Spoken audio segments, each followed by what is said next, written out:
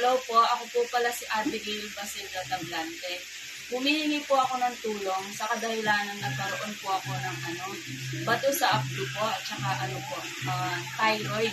Noong September 1 ay dapat maoperahan na po ako sa bato sa abdo. Kaso po, pinatest muna po ako sa ECG at saka for thyroid po. Sa kasamaang palad po, nagkaroon po ako ng hyperthyroidism. Kaya po, humihingi po sana ako ng tulong. Kahit kaunti lang po, kahit magkano po. Ito po pala si mama ko. Teresita Basilio Tablante. Ito po. At si tatay po, si tatay Abel Dizon Tablante. Sa ngayon po, si mama po, wala po siyang trabaho. At si tatay naman po, sa po siya? Sa barangay po siya, sa kuryente, nagsisingil po ng kuryente. Dati po, ang buhay po namin sa sa Kabayan Sarol. Ang kabuhayan po namin doon ay sa bukid lamang po. Tapos po, lumipat po kami dito.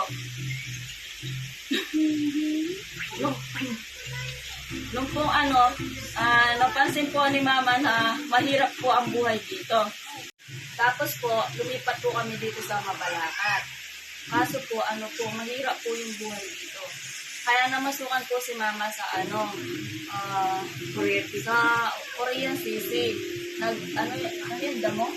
Nagbubunot po sila ng damo.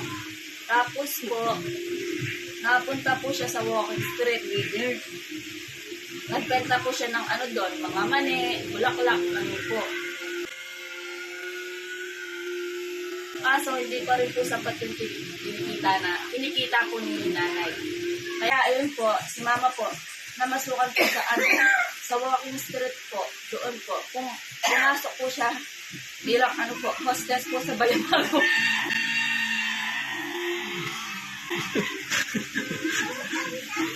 Nawa, hindi.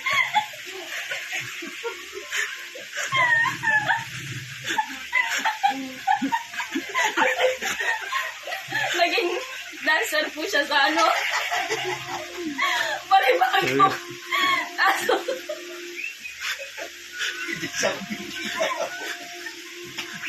hindi po siya kumikita. Hindi ko po alam bakit hindi po siya kumikita.